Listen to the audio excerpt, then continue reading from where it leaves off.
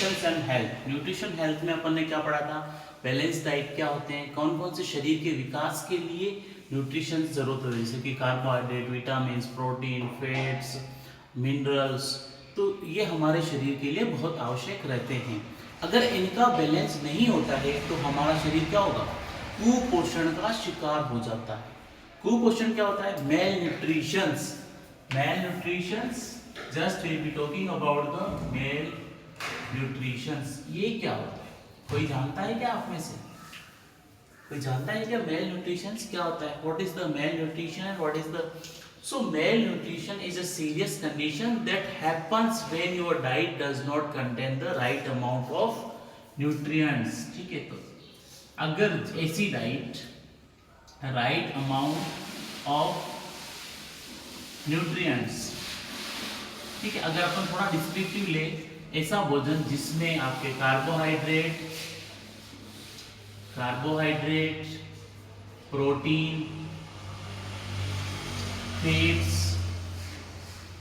Minerals and vitamins, इनमें से किसी की भी कमी होने पर हमारे शरीर क्या है कि कुपोषण का शिकार हो जाता है। तो उसको अपन क्या कहते हैं, मेल न्यूट्रिशन। ठीक है, मेल न्यूट्रिशन से क्या होगा कि आपके शरीर का पूरा विकास नहीं होगा और आप बहुत सारी बीमारियों से सफर करोगे। सो इसको ओवरकम कैसे क्या करेंगे, इसके कौन कौन से टाइप्स होंगे? सो अगर अपन बात करें तो मेल न्यूट्रिशन में क्या है कि अंडर और ओवर न्यूट्रिशन भी करते हैं। आपने देखा होगा कुछ बच्चे यूं जबड़े टाइप रहते हैं, उनका शरीर का पूरा विकास ही नहीं हो पाता है। तो मेल न्यूट्रिशन क्या है कि अंडर रहते हैं या ओवर रहते हैं। क्या होता है कि या तो उनको ज्यादा पोषण मिल जाता है या तो अंडर हो जाएंगे, अगर कम मिलेगा ही नहीं तो यार ओवर, अगर ज्यादा मिला तो ओवर न्यूट्रिएंट हो जाएंगे। दोनों कंडीशन हानिकारक होते हैं। इसीलिए क्या है कि एक साइंटिफिक स्टैंडर्ड ने कुछ फिक्स कर रखे हैं कि इतने अमाउंट में ही आपको पर ग्राम प्रोटीन लेना है, इतना कार्बोहाइड्रेट लेना है, इतना फैट्स लेना है, इतना मिनरल्स लेना है। Every step they has been fixed all of this things, so it has good for our health. ठीक है, यहाँ तक आगे हो तो चैनल को सब्सक्राइब कर लेना, क्योंकि कुपोषण हो जाता है मुझे अगर तो मैं ना ये सब्सक्राइब नहीं करते। और डाउट आ तो कमेंट में पूछ लेना है। सो ये क्या होता है कि अंडर में क्या होता है कि नॉट गेटिंग इनफ न्यूट्रिएंट्स। ठीक है, not getting enough nutrient.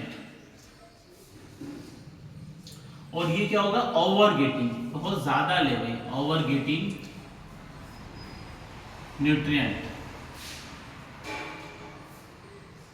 Enough नहीं ले रहे और ये ओवर ले रहे हैं। सो इसमें क्या होगा कि आपके शरीर में अगर कोई व्याधि है, कोई बीमारी है, तो क्या होगा, उसकी स्लो रिकवरी होगी। तो वो टाइम लेगा ना सही होने में, उसकी स्लो रिकवरी होगी। ठीक है, उसके बाद में क्या है कि आपके शरीर में इन्फेक्शन के हायर रिस्क बढ़ जाएंगे। क्या होगा कि हायर रिस्क ऑफ इन्फेक्शन, शरीर बीमारी को ठीक ही नहीं कर पाएगा ना, इन्फेक्शन बढ़ जाएगा। Yes correct. तो अब इसके सिम्टम्स भी तो होते होंगे ना कि आपके शरीर में किसकी क्या कमी आ रही है, तो होता क्या है। यस, हमारा शरीर सिम्टम्स देता है लेकिन हम उसको समझ नहीं पाते हैं। तो फर्स्ट सिम्टम्स की बात करें कि भाई आपका शरीर मेल न्यूट्रिशन का शिकार हो रहा है, इसके क्या सिम्टम्स हो सकते हैं? तो एक तो क्या होगा, आपको भूख कम लगेगी, लेस एपेटाइट। सिम्टम्स की बात कर रहे हैं अपन, तो आपको क्या होगा, एक तो लेस एपेटाइट, आपको भूख कम लगेगी। ठीक है, उसके बाद में क्या होगा कि आपका शरीर थका हुआ रहेगा, टायर्डनेस आपको बहुत ज्यादा रहेगी और आपको इरिटेबिलिटी मतलब कि बेचैनी आप बहुत ज्यादा महसूस करेंगे। ये कुछ कुछ नॉर्मल सिम्टम्स होते हैं जो हमें पता होना चाहिए। उसके बाद अगर बच्चे की बात करें तो उसमें या तो ओवर ग्रोथ हो जाएगी, अगर ज्यादा ले रहा है तो ओवर ग्रोथ हो जाएगी, या फिर उसका विकास नहीं होगा, मतलब बच्चा कुपोषण का शिकार हो जाएगा। सो उसमें भी थका रहेगा, मतलब वो एकदम सुस्त बच्चे पड़े नहीं रहते हैं, मतलब जैसे बच्चे में कितनी एनर्जी होती है, पूरे दिन वो सोते नहीं है, पूरे दिन खेलते रहते हैं, नाचते रहते हैं। लेकिन अगर उसका कंपैरिजन अपन दूसरे बच्चे के साथ में करते हैं ना, तो कुछ ऐसे बच्चे होते हैं पूरे दिन सुस्त रहते हैं, पड़े रहते हैं, उनको कोई अता पता ही नहीं रहता है। तो वो क्या हो रहा है कि उनको कुपोषण हो रहा है, वो कुपोषण के शिकार हो रहे हैं। तो उसके रिस्क फैक्टर क्या है कि peoples who are socially isolated, for example due to mobility issue, health problem. इसका मेन रीजन क्या है कि लोग चलना फिरना कम करते हैं। सोशल फैक्टर की बात करें तो मोबिलिटी इशू सबसे बड़ा रीजन आ रहा है आजकल इस रीजन के अनुसार में। उसके बाद में क्या है कि लोग क्या करते हैं, भूख नहीं होती है तो भी क्रोनिक ईटिंग करते हैं, मतलब कि जैसे ही मौका मिला खाना शुरू, और ओवर ईटिंग कर लेते हैं, भाई मैं आज खा लेता हूँ, कल क्या पता मुझे वो मिलेगा कि नहीं मिला। तो ये सारी चीजें क्या है कि बहुत ज्यादा हमारे शरीर को कुपोषित करती है, बच्चों में विकास नहीं हो पाता है। अब आप क्या इसकी कोई बीमारी का इलाज है? यस, सीधा सा इलाज है।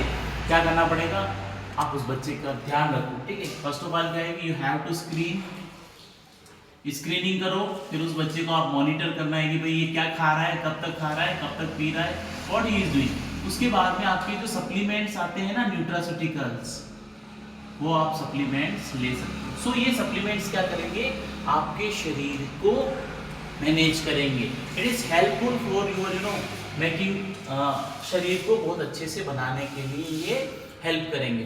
सो ये सारी चीजें क्या है कि एक मेल न्यूट्रिशन को अपन ओवरकम कर सकते हैं।